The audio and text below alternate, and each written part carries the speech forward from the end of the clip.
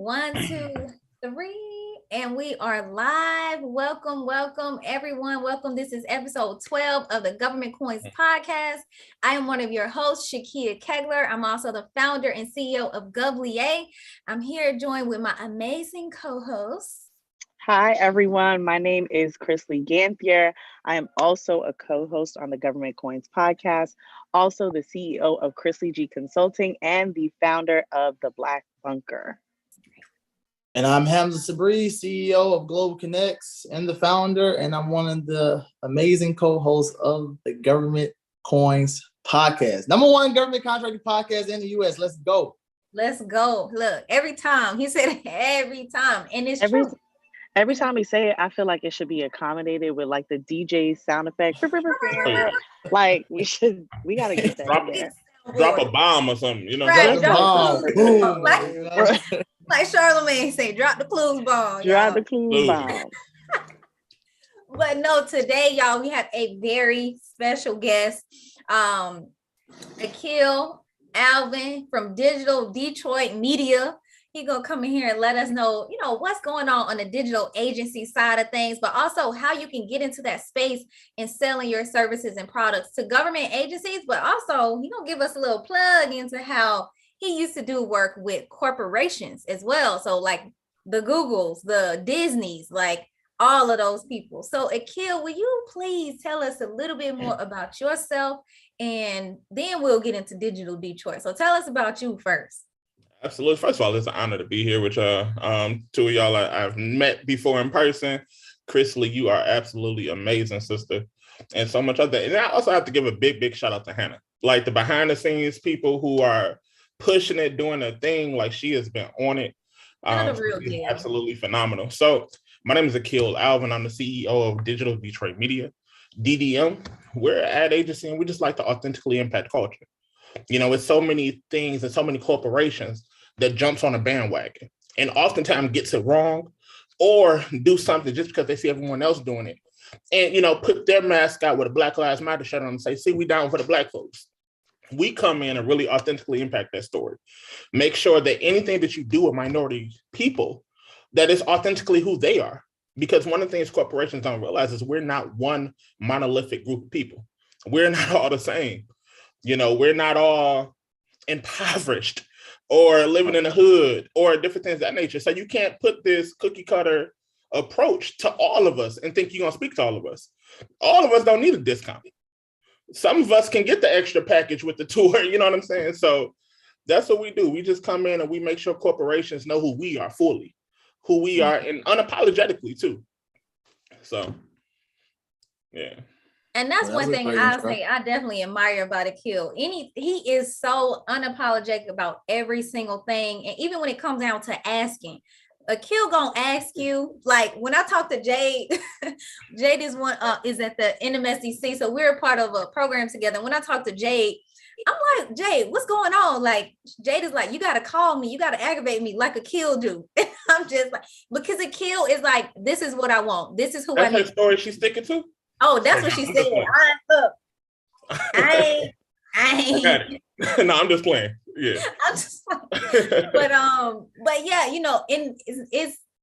it's asking for what you want, and that's one thing like that I love and admire about Akil. I'm not gonna keep going because y'all know I'll keep going, but I'll let y'all ask the question. Absolutely. But let me just piggyback on that. I think it's one of the things, if closed mouths don't get fed, right? You know what I'm saying? I started my company and started following my dreams at the age of 7. Because one of the things I knew coming from an urban community and coming from the hood, as you could say, I knew young people who went to jail. I knew young people who died. I knew young people who were selling drugs. So if they didn't wait till they were older to do any of those things, I don't have to wait till I'm older to follow my dreams. I follow them as I grow up, not when. You know what I'm saying? Because tomorrow wasn't promised. So one of the things when it comes to asking for what you want, all they can say is no, period. That is it. And please believe when you say no, I'm going to remember that, go around, make sure we get him like that. Remember, you could have had me first. You could have had me first. Now that yesterday's price ain't today's price. And we have these corporations that been through that. So it's one of those things, it's ask, because there's no one like you at the table with your authentic story. I don't care if it's another Black person at the table. There's no one like you with your background and your story and your experiences. So just go ahead and make it happen.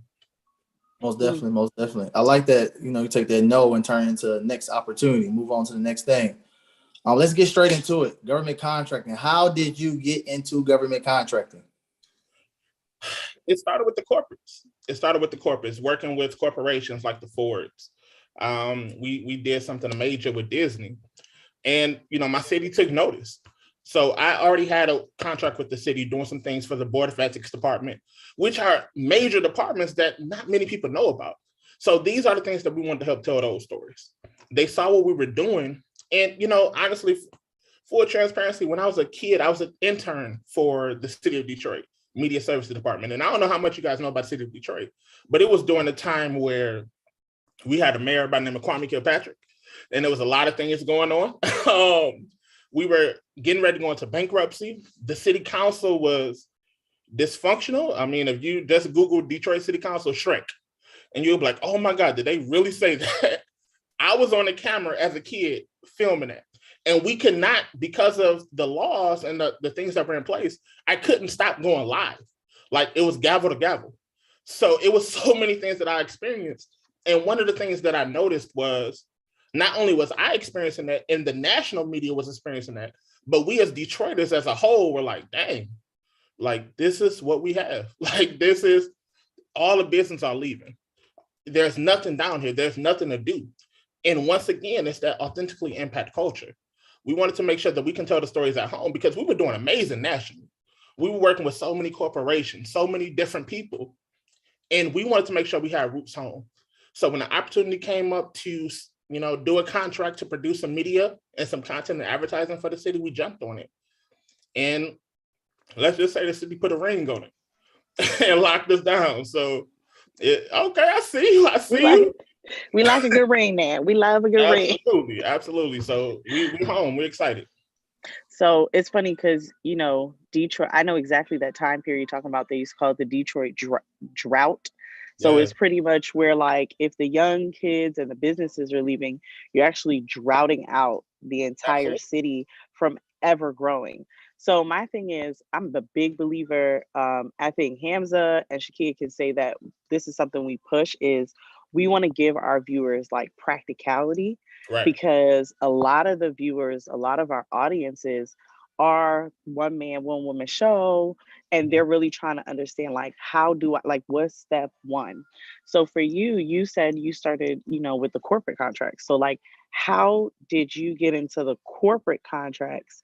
Let's just start there. How'd you start into that corporate field? What's the first, you got a call, or maybe you used to work for somebody, you saw maybe it's a bid, like how did that start? So let me take you back. Like I said, it started at the age of 7, right? I don't know how well this computer or screens that you guys are viewing or something, but I was always a big kid, right? And then the Black communities, when you're big, you got to play sports. You got to do something. I don't know why my mama put me in the NFL in her mind, but that's what they thought that I was going to do with my life. So at 7, they put me in a youth league, and I was with it. I love tackling. We could play football, but the thing that they didn't tell me was what happens before the games. Like, you got to run track and do push-ups and sit-ups, and they had to put me on this like parachute thing. Ain't nobody else had the little parachute thing. Why I gotta have a parachute thing? You know what I'm saying? They loved me when I was on the field, but they hated me during practice. So I wasn't feeling that. So when at 7 years old, when my mom and parents thought I was at practice, I went to my local library. And I saw all the amazing things that they were doing, but it was only 1 to 2 to 3 people there. And I was the youngest one there. So at 7, I had the audacity to ask them, can I have a job? Can I produce my own marketing and my own programming? And once again, it's that unapologetic fear, because all they could say is no. And to my surprise, they said yes. So at 7, I had my own desk, I had everything. And my programming made that library one of the #1 libraries in the region. So much so, when WWE and WrestleMania came in town, we got the wrestlers to come to the library, to urban city communities, because one of the things we noticed is people from this community can't afford a WrestleMania ticket. So let's bring WrestleMania to them, right? Let's make sure that they can have experiences to know that not only can I do this, but if I can see you, touch you, hug you, I know that my dreams are now valid, right? took that to 10 years old. It was something called the UniverSoul Circus. Here I go again. There go that audacity. Look, I love the culture y'all putting on. I love all this. All y'all are missing is me. So let me do some marketing. Let me do this. And to my surprise, they said yes. And every time a media company came to the circus, I was the kid that they plucked out the audience to interview. No one in the city knew it was the same kid on every single TV station for years. It is what it is. They gave me free tickets. I supplied the hood. Like, let's all go to the circus on me. Let's do what I do. I did teachers, all this stuff. I swear my report card is reflected on UniverSoul Circus tickets. Then I went to the Detroit School of Arts and did a lot of amazing things. But at 18, I retired from the circus. I thought I was going to go to college. I had full ride scholarships, but I wanted to start my own company.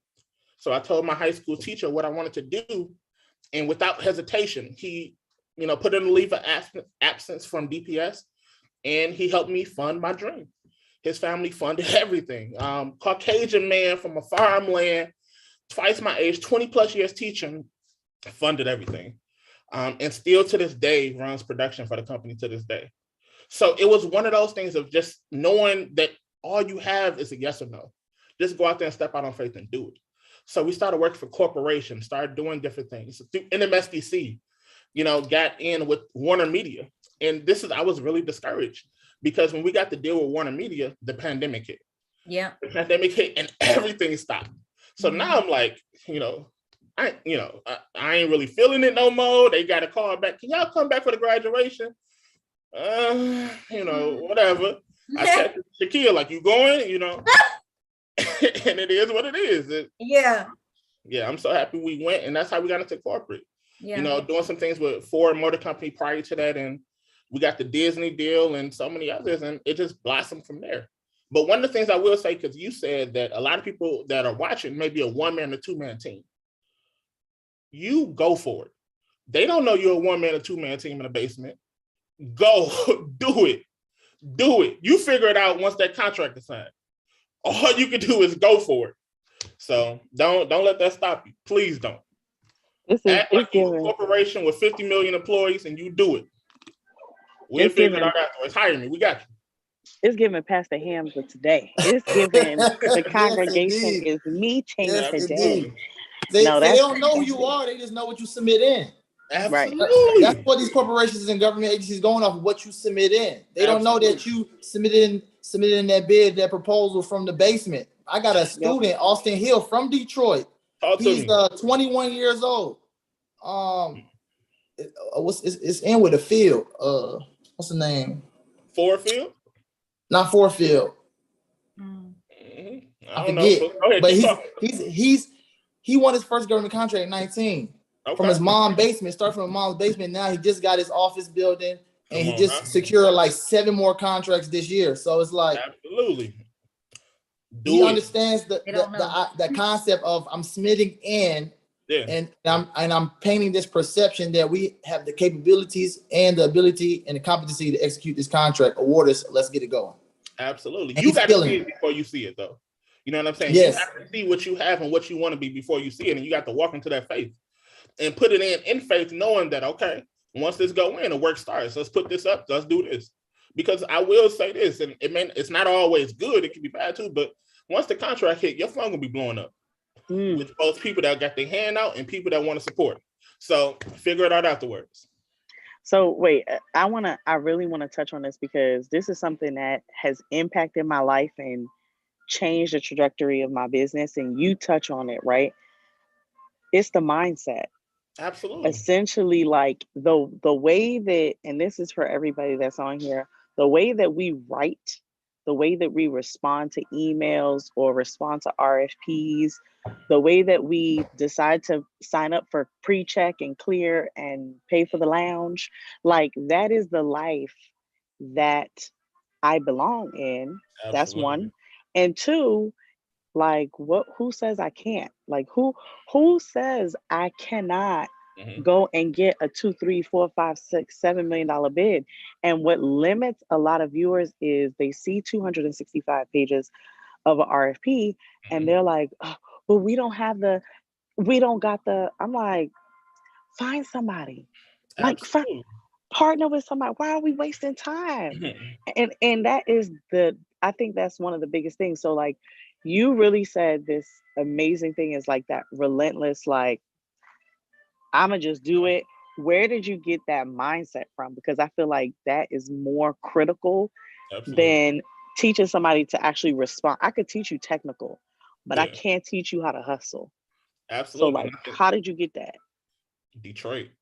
You know, if you go to our website, the first thing you see is Detroit Hustle, right? And I think that's one of the things that we put on. We embedded with that because since the beginning of the time, our back has been against the wall.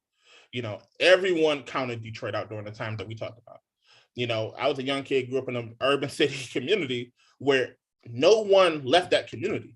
There were multiple generations grew up in that community, and they have the grocery store right there, the pharmacy right there, so they don't have to leave. And even, you know, tomorrow I'm leaving to go to Africa. I'm being honored by Forbes, and I was telling somebody who I grew up with, and they said, oh my God, they're gonna hate me for this because I was speechless. They were like, "How long is your flight?" I'm like, "Yeah, it's about 18 hours, 22 hours, 18 to 22 hours."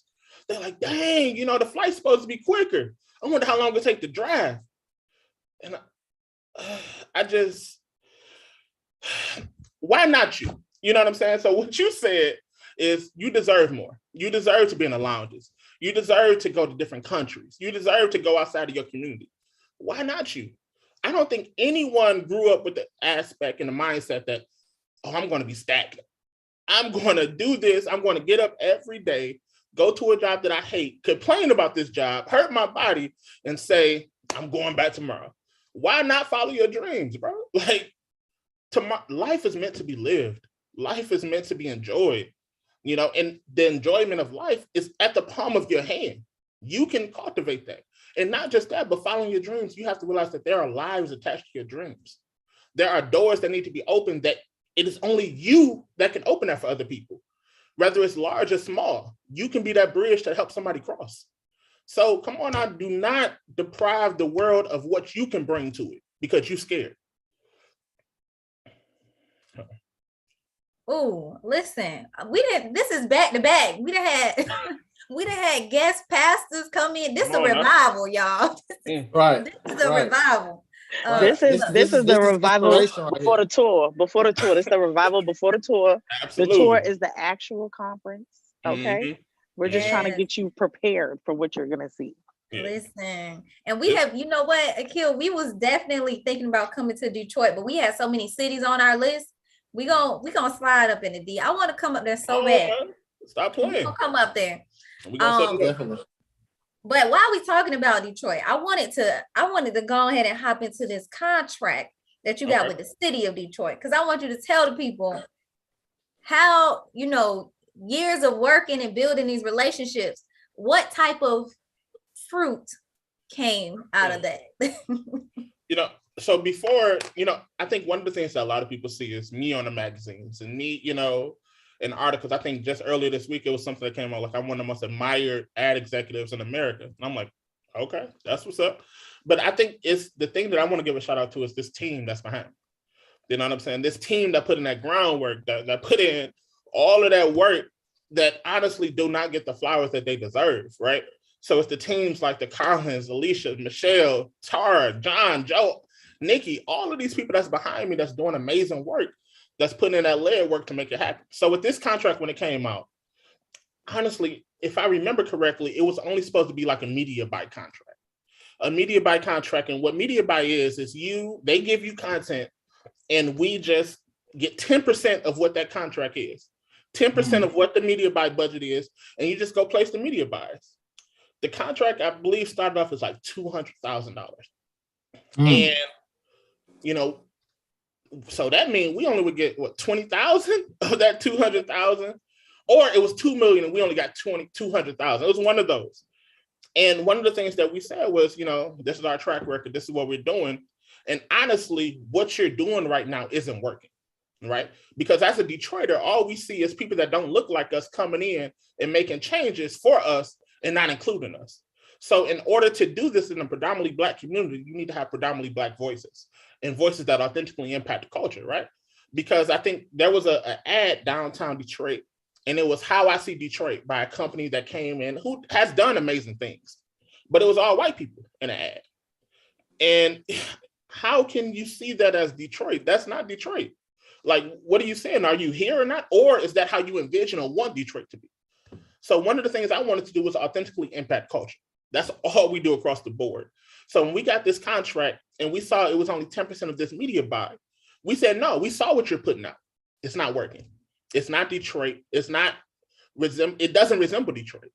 So how about we come in on end? We're an ad agency, a full service ad agency. We produce content and produce some of the best content, around the world. These are our clients. And matter of fact, here, let's call these clients right now while I'm sitting in front of you so you can hear it. And we did that. And once again, they put a ring on it. They were like, all right, let's increase this. Let's go. Let's make it a multi-million-dollar contract. Produce content, all high-level messaging, do a multi-year contract, and then let's go from there. So it's all about speaking up, because one of the things we do as a culture is we get the first offer that comes to the table because we just want to be so happy and be at the table. We want to be so happy at the table, not realize it's the little kids' table, but just be at a table. Nah, like, come on now. Let me pull up my seat, because honestly, I know more about Detroit than you know, right? I know more about the people you know because we're in a community. So speak up, talk, and be unapologetic with turning stuff down on the first try. Turn it down. Another thing you pointed out is that you advise them. I think that's another thing we don't think about it as well. Yeah. When you're coming into a space, an agency they're working with you as the professional in your industry, in your space. Not just for whatever, that service is or that product is. They're investing in you as the expert. So you showed that.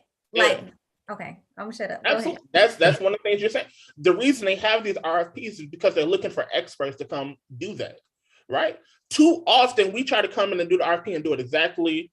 Okay, well, let's just be cookie cutter because this is what's happening. If they wanted to keep what was there, they would have kept the entity that was doing it. They are doing another RFP because they want a different voice, a different vision. They want the Chrisleys, the Shears, the Hamzas of the world to come in and really shake some stuff up. And that's what we're doing. Like, we wasn't afraid to do that. And so we are in a marriage right now. So it's cool.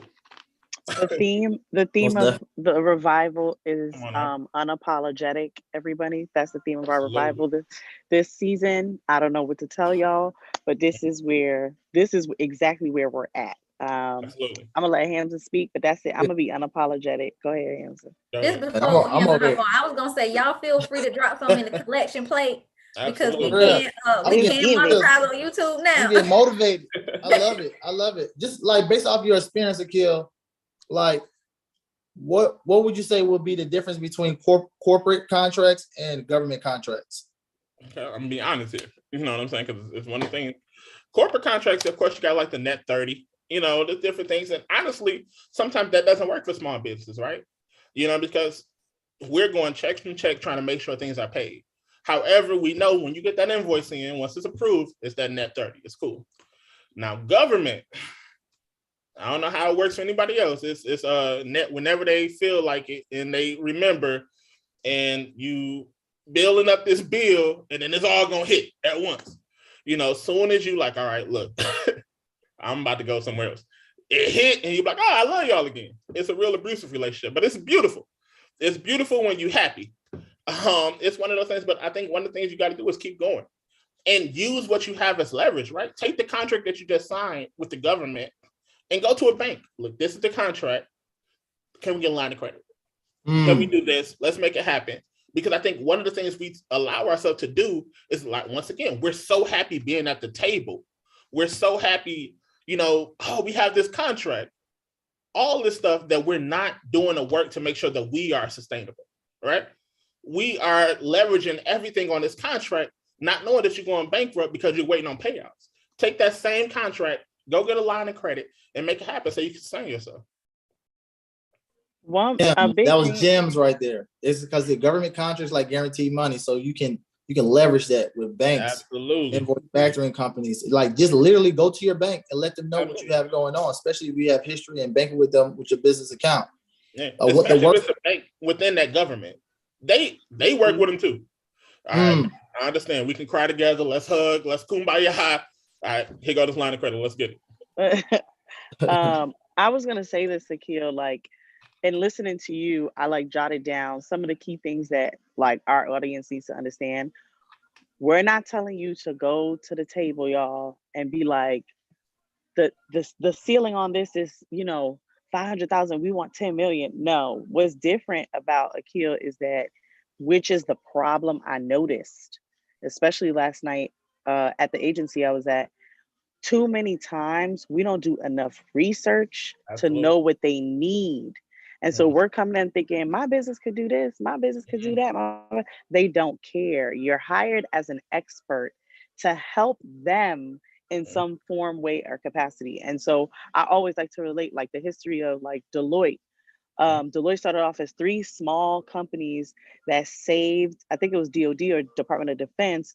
Back then, it was like 160,000. It was a small number, but it was large back then. They saved them money based on their methodology and their Absolutely. expertise in taxes. And so you need to be able to do the research like Akil. He knows his entire environment. He knew Detroit. He knew what they needed. He was like, well, you have this and it's not producing this. And we have this. And then another thing is, to be unapologetic, you also got to know your value, Absolutely. because you got to be able to translate, like, yeah, we're a good company. No, we don't want to hear you're a good company. We're an amazing company that can save you 30% on blah, blah, blah, blah, blah. Absolutely. We could increase blah, blah, blah. So that's the other thing, is like, please understand, do your research, understand your value, know your audience before you go after the agency thinking they're about to just hand you a multi-million-dollar deal. And don't complain. So this question I have for you off script, right? How, and I don't know how often you've kind of been in a space and you've seen other people that might look like you that's going after government contracts. What are some of the complaints or issues that you notice with minority owned businesses as to why they're not achieving success in this space? Yeah, before I hit that one, you mentioned something about don't just go in trying to give them everything that they don't need. Do your research. But also, when you're looking at contracts, we had a corporation contract with the corporation, and they wanted X amount of things, but the budget was really low. They wanted to do some advertising, different things. But one of the things that we do in our onboarding meeting is, what is your goals for this department and this contract? But also, what is your goals for the corporation and the company as a whole, right? So we realized that their goals was to increase minority recruitment. So if we're doing marketing and media for this particular supplier diversity department, and the company's goal and wants to increase HBCU employees and also have retention. So how about this? Here's a plan. So here's the plan for you to make sure this is successful, because per our onboarding meeting, this is what success looks like. Here's our proposal for how to make your success look like. This is a surefire plan. It won't fail.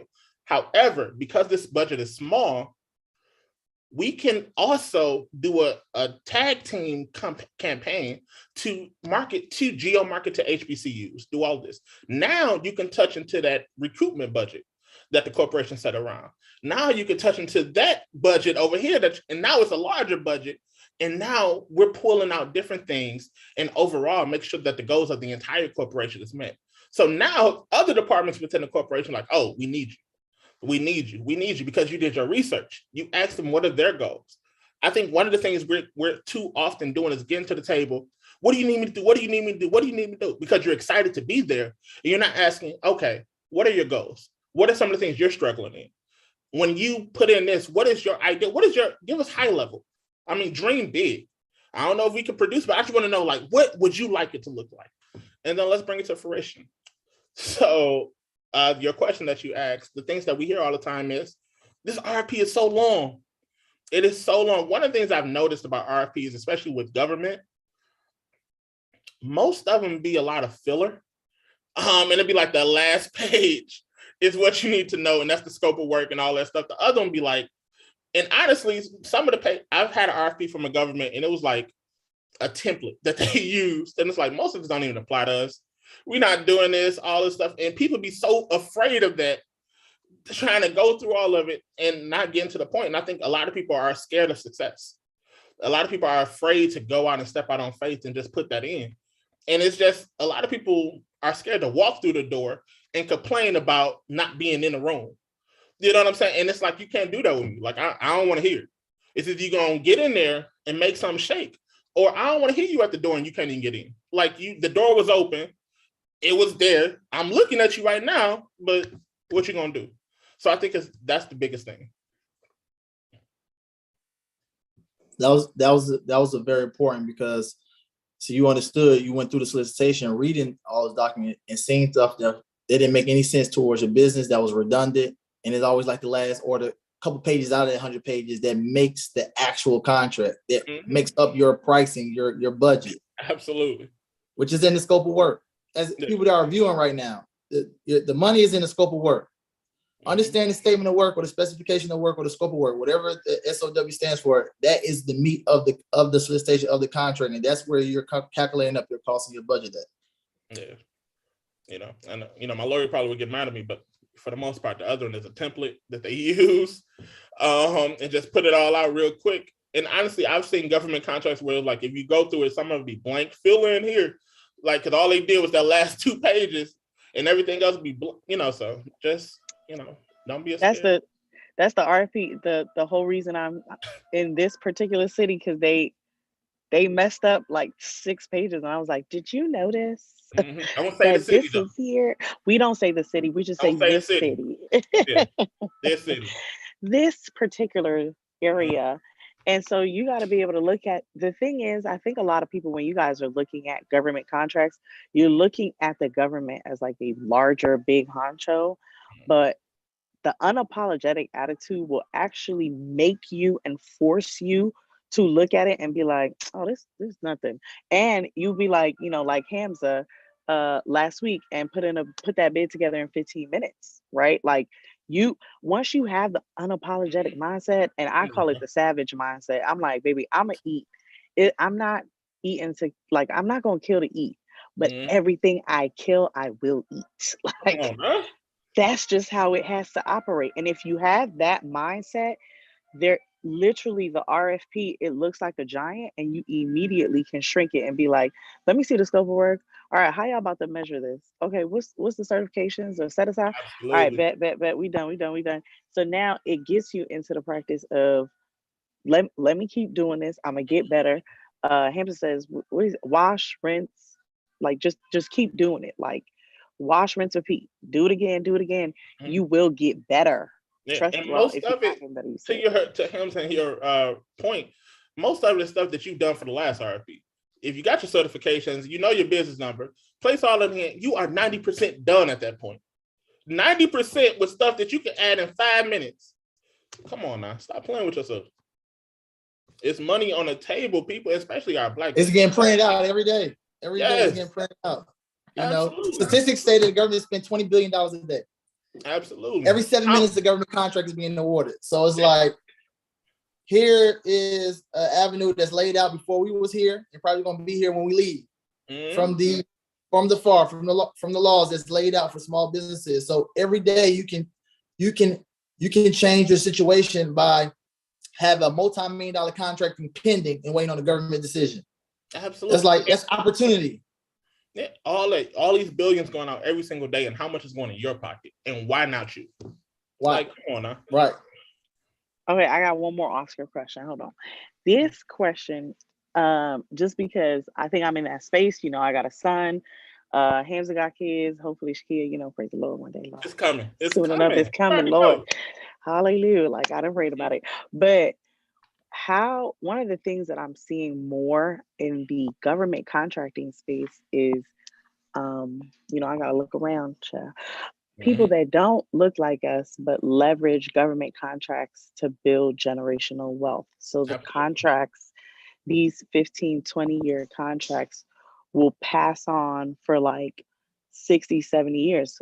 Example, I was telling a friend, like, our electric companies is a government contract. Like, they had electrical distribution and they bid, and now they've been your electric company since you were 5, right? It's the same company.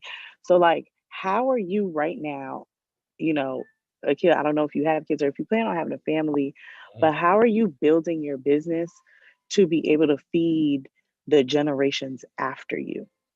Absolutely. I think one of the things, because I followed my dream as I grew up, I knew that if no one else that looks like me get in the doors that I am personally in, I have failed, right? And that's the task that me and my entire team put on. So we have this mentoring program where we go into my alma mater, my high school, and different other cities and mentor young people. Show them that there are people at the table that look just like you, that fights for you every single day. It may not always be successful because they're the minority, but they go in and fight for you. Connect with those people. I think one of the things that we don't do as a community is teach, right? We always want to keep things to the chest, all this stuff. Teach someone else. I don't even care if it's one person. You can break generational curses just teaching somebody how to do it. Because the only thing that's stopping you and another multimillionaire is just opportunity. They had the opportunity and sought out and unapologetically asked you, can you teach me how you did that? You know what I'm saying? Shakia, we were earlier this year working on some government contracts. And so for the military and different things, I didn't know what that was. The team ain't know what that was. But at the end of the day, we knew we had somebody in the family that knew what to do. And we were unapologetic and asked, okay, can you help us with this? Can you do this? Because at the end of the day, I think we're so afraid that we always want to know it all. We always want to know it all. But at the end of the day, I think about Langston Hughes, the dream deferred. Does it drive like a raisin? Does it stink like rotten meat? Nah, bro, when you get that opportunity and you continue to learn, you are a dream confirmed instantly because you know that I can make this happen. I learned this. I know this tidbit. And also, you don't have to know it all. Get someone in a room that knows something that you don't know. Because if you're the smartest in the room, bro, you are in the wrong room. And I think so many times in our community, we want to be the smartest. We want to be the smartest because we want to be the lone black man at the top because we feel like there's only room for one. Come on now. Get somebody that knows it, bring some people up, and let's make it happen. We had a corporate last year who looked at us and told us, and I'm on the fence between like, dang, did he really say that? That's a little messed up. And I'm so thankful that they did. They were like, if you mess up, we would look around the room and say, we tried to work with a black company. The culture is on your back. And it stuck with me because, like I said, I'm on that fence. But one of the things, that's how corporations think, right? You know, if you have the opportunity to open a door for so many people that look like you, go hard, learn everything that you need to learn, going to master classes, talking to people, and also get to know the corporation. So many times we try to go in and do our own thing, get to know what their goals are, who they are, what they want to do, and get to know the people that's within there because those people have stories as well. You know what I'm saying? So stand up for your people. You know, I come as one, but I stand as 10,000 because I have so many people on my back that I know if I do good, my little brother good, my little sister good, my cousin good, the community good, like, let's make that happen. That's how you break generational curses. I love it. Man, dropping gems and bars. I hope the people that are tuning in right now got their pen and pad full and thick, okay, running out of ink. Come on, I'm over here. I got my phone on record just so I can go back and listen to myself. So like, just for the people that's listening and people that are just starting off and just jump out there on that leap of faith, explain the process of just going and figure out things along the way because it would never be perfect for something to be perfect. Absolutely. Right? So if you could just touch bases on that. So one of the things earlier in this conversation, we talked about if you're a one-man team or a two-man team in a basement, go for it, seek it. However, as a one-man team, the company can only go as far as you. The company can go as only far as you could take it. It's only far as you know. So one of the things, I was blessed to have some team members on this team who are brilliant. One is a lawyer, one of the top lawyers in government, who left that field and worked for us doing strategy. One worked for the big three, GM, Chrysler, and Ford, which is Stellantis now, as a global project manager. Now she does strategy for this company. One was the senior sales rep for one of the largest pharmaceutical companies in the world. She was number one in the country, and now she does operation here. Other one was in education, 30 years, and she does communication strategies. You know, put people around you that can see it before you see it, because that was oftentimes I wanted to give up, honestly, especially when that pandemic hit, because that was the first time where that little clause, act of God, came into place. Like, me personally, I thought that was mean the contract was blessed, like we good. Like, I thought that was a reminder of my grandma saying pay that 10% or whatever she wanted to do, whatever she was saying when I was younger. I didn't know what that meant. But when the pandemic hit, everything wiped out. Everything was done. I told you the Warner Media deal, the advisory partnership was done. We ain't do nothing. Everything was wiped out. But that team, man, that team that was behind me, the Alicia's, Carlin's, Tara, John, Joe, Nikki, Michelle, they really blew breath in something I vehemently believe were dead. And I wanted to walk away from. And I think that's how you take it to the next level. When you have people that can see it before you see it. Because there was things that they spoke and things that they prayed about that was bigger than my prayers.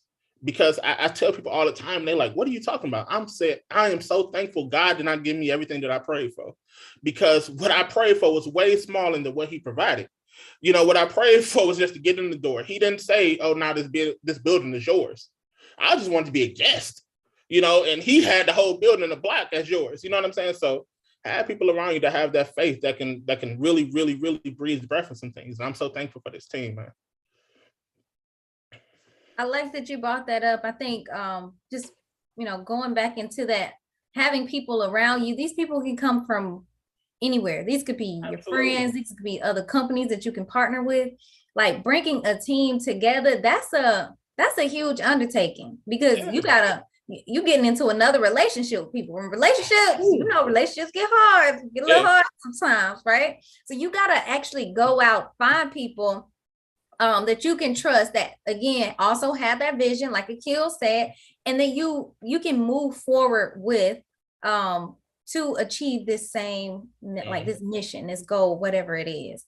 So, and I had to adapt, and my mindset had to change because I was used to doing everything right. So when somebody didn't do something, I'm like, all right, I'm about to just do it. I got it. And you know, some people I've had team members in who just wasn't a good fit, and we had to replace them because after so long of, oh, Akil just gonna do it, they just stopped doing it. Stopped doing it because they knew what was gonna happen.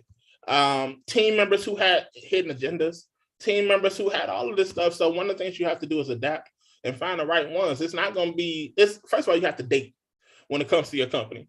You know, don't just put a ring on somebody you just met saying, oh, okay, because I had a team member, he was short-lived, but he was like, oh, he came in, all right, make me the president of your company, and then I'll change the name. That was like that was the date. And I'm like, oh, okay, so this is what that feels like. So this is like I don't want to play on me too, but I see this is like aggressive what you're doing right now. But also just really go crazy, date, and once you find that, you're going to assemble the Avengers. And what y'all got right now is this, what y'all have, this is crazy. I'm such a big fan, and I love each and every one of y'all. So that's crazy. Thank you. No, we definitely enjoyed this episode, like having you out. I'm not going to close it out just until Hamza and Chrisley see if they have anything else to add or any more questions. I was trying to go another hour or so. Like, you know, Akil over here dropping the bombs, man. I wish I had little graphic noise to complement all of the information that you've been sharing. The people that's viewing right now, this is what this platform is for. This platform was designed to educate small businesses, to inspire and motivate small business, not just in the government sector, but also in the corporate sector as well. So you can see people that look like us that's actually pursuing and actually making results within the space of contracting, and starting off as a one-man band. Now you got a whole army behind you, marching behind you, rooting you on. So it always start off by yourself, but always keep in mind when you start your business, start it off with, all right, I'm gonna eventually have a team. When you start off like that, now you're gonna know how to wear all the hats and know how to properly delegate. Make sure you have those SOPs, those systems and process laid in place. So all you do is bring your team in and say, all right, run the play. You the quarterback, you know, and everything comes together. And I admire you, because teamwork makes the dream work. You keep giving back the kudos back to your team. Together, each achieve more. That's what team stands for.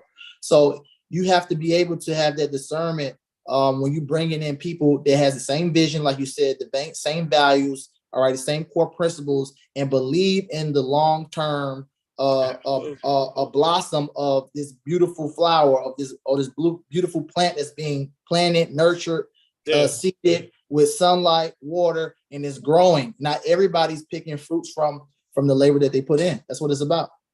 Absolutely. I mean, like you said. Oh, go ahead. I'm sorry. No, I was gonna say, this is, again, I always like to speak to the viewers that's, one-man band in the basement, just starting out. also understand not all of us started off with like W-2 employees, like Absolutely. where we like, oh yeah, let me get your 1040. No, like me personally, I still have contract employees, and it is a financial decision for my Me business as well. that in order to make it in some parts, it's like, you a contractor, whatever. But what I think you also need to understand, there have been times where I'm like, bruh, like Akil said, paycheck to paycheck, like the agency hasn't paid out their invoice, your paycheck is gonna be late. And you need to be able to, and I praise God for my team, because they are there from the ground to wherever the stars are gonna be, right? And so they have to really be understanding. I remember my admin, I was like, girl, I can't pay you this week. She's like, all right, anyway, so we have this stuff that's next week. So how do you want me to draft this? I'm like, okay, So you have to understand, is building the Avengers that believe in your dream, that fight for you, even when they're not receiving exactly what they're promised, they believe in you even more, just like your teacher did that decided to take that leave of absence. That's an event. That's a grandfathered adventure. Listen, that's one of them OG adventures. Boy, He got a pension plan. He's a pensioned adventure. Okay, so like we really got to build those types of teams. And that's all I got. But what I will say, this is what I'm gonna say to the government agencies that are viewing this, because last night I figured out that there are a few government agencies that are viewing our podcast. For those agencies that are not meeting their MWBE goals or their DBE goals, right here on this platform, and I know you are viewing this, we have businesses that have the capacity to meet your needs, and they're clearly doing multi-million-dollar deals across the nation. So feel free to reach out to us so we can help you understand how to build the outreach plan. So we can touch more of these businesses to help you meet your DBE and your MWBE goals. That's I like that. How you talking? If you need advertising to help build that plan, we got you, because we gotta help already know. You mentioned something that I definitely want to touch on before we wrap up is, a lot of my team members, when they came on board, they took less than what they had. They took less because they believed in the vision. And there was times where, that net 30 with some governments was like a net 90, because it's like, what happened? And one of the things, like you said, with your admin, all right, look, we ain't even talking about that. Just the other day, my team was looking at a dictionary. I'm not gonna say which one. Like, what does Akil mean? And they saw one and they just love it. So they call me OKN, and I'll tell y'all off the record what that mean, because I'm always thinking about, how do you feel? How do you feel? What's up? Is your pockets good? What is? Are you sustainable? Before some things popped off. And once again, you see me and my picture on all of these articles and stuff, but it's so many people behind me, and I absolutely love y'all, and I know y'all watching. They definitely are. My phone is blowing up. My phone is blowing up with the group chat, but I love y'all. Thank y'all so much for sticking by me. And we're about to make things happen. Thank you. Small steps towards the big goal every day. In a nutshell, that's what Akil's proving. He's done proof in the pudding of small steps towards the big goal every day, and that's what it takes. Absolutely. Y'all, this episode was crazy. I would definitely say, if you are watching it right now, go ahead, save it, and come back and watch it again later. Share this with people as well, because this is information that we need to hear. This is information that we need to, if you're hungry for this type of information, it's definitely going to soothe, that appetite, and to help you move on and get into that next space of doing business. And just seeing people that, you look like you or doing some of the things. Someone from the comment said that they just received the request for a digital marketing contract with the state. So, just being able to see that type of stuff, like it's crazy. So again, y'all, definitely appreciate y'all for popping in, listening to it, supporting us, sharing this podcast, and we're gonna keep doing what we gotta do. Thank y'all for having me. I need to come back, and that tour, if you need me to come to a city and a team, we can come. It's Yes, come on. You got to come to 2 cities. You have to come to 2 cities. Which ones? York. Atlanta, Okay. New York. and NYC, baby, the Big Apple, Oh yeah. baby. Absolutely. Hey, let's turn it up. Let's turn it up. Come on, Yeah. let's meet with the team. Let's put on the calendar. We there. Like I just got a DM right now from one of my students. He said, "Man, and another one." Come on, City now. of Houston. City of Houston, 36,000. Come on, now. That's what I'm talking about. Hannah is on here too, so we definitely want to do a shout out to Hannah. She'll be sending you some more information about this tour, these tour show, the tour shows, and definitely having y'all in there for Atlanta and I know I'm scared of Hannah. When I see them emails, all right, let me get on it. That's Hannah. So, Hannah emailing me during the podcast. I'm like, I don't got the report in. I'm like, she's our boss. Absolutely. And if I don't reply to that email, she going to social media. Look, did you see that email? Yeah. Got you. Thanks, Hannah. I saw it. I got you. I'm here. That's right. That's right. That's how you do it. Hannah. Hannah said she just here to keep y'all accountable. She want everybody to be accountable. Got you. I'm gonna email you back, Hannah. I promise. I'm gonna do it today. But yeah, definitely. So another good episode. Chrisley, you want to close us out? Y'all, the theme is be absolutely, savagely unapologetic. You deserve it. It is your birthright. Go after it and stop living in fear. My name is Chrisley Ganthier. I am one of the co-hosts of the Government Coins podcast, owner of Chrisley G Consulting, and founder of the Black Bunker program. I'm Shakia, another co-host on the Government Coins podcast, founder of Govlier, and that's it for me. And I'm Hamza Sabri, the last Mohican of the Government Coins podcast co-host, which is the #1 government contracting podcast in the U.S. You need to share this with every last friend, 5 people you love, business owners, businessmen, businesswomen, entrepreneurs, movers and shakers and hustlers. You need to share this information, share this podcast, because this is all about empowering us, empowering small business to scale their business up, generate more revenue, and pass it on to generations. Let's go. Thanks. If y'all need any media support, advertising, head on over to Digital Detroit Media. I done dropped the link in the chat. So we'll see y'all later. You done? Hold on, y'all. Wait a minute.